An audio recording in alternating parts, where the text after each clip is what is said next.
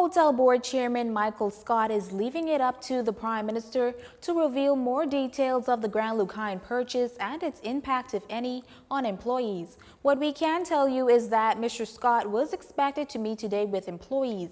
This after the workers were issued a letter indicating that they now work for the government. As has been widely reported, the government, though reluctantly to enter the hotel business, made a $10 million deposit to purchase the sprawling Grand Bahama property. Jump-starting the Grand Lucayne is crucial to that island's economy, which has long been in the doldrums, have been hit by one setback after another. The Prime Minister has indicated plans to divulge further details of the deal when Parliament resumes next Wednesday. Edison Sumner's performance as the Chamber of Commerce Chief Executive Officer given high marks in the face of his being barred from the securities industry. Sumner was slapped with a 10-year ban and $210,000 in fines in the face of reported violations. In a brief release on this issue, Chamber Chairman Mike Mora noted that this past May, Mr. Sumner entered into a settlement agreement with the Securities Commission as a director of a group of companies. His appointment as Chamber CEO dates back to May 2013.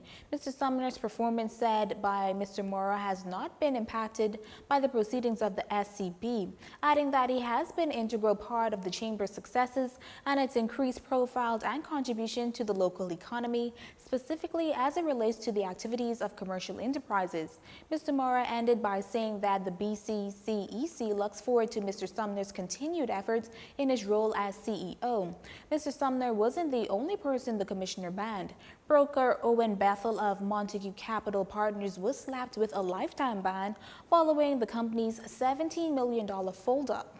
The Prime Minister raked over the coals for making no meaningful progress to reshape Ragged Island into the first fully green island in the region. But Press Secretary Anthony Newbold insists things are happening behind the scene.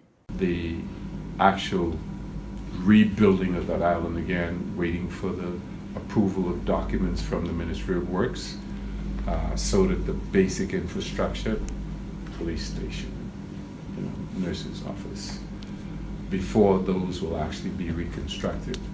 Other than that, again, whatever basic support you get from a government in these kinds of situations is what will be provided to all of them.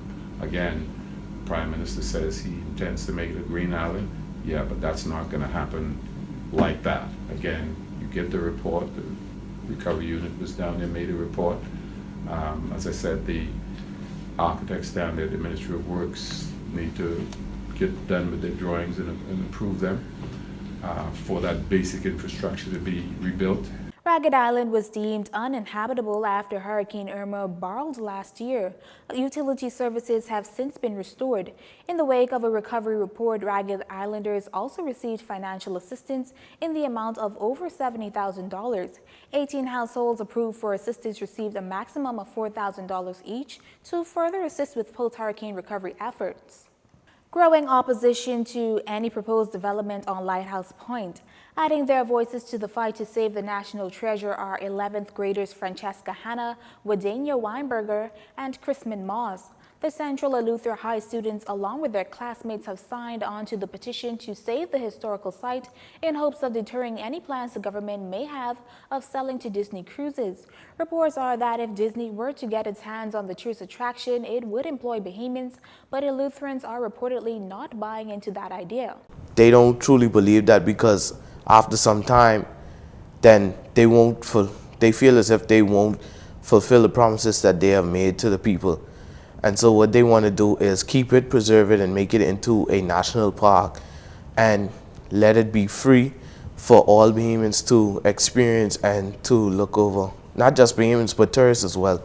The teens insist that Lighthouse Point is an experience everyone must see to truly appreciate.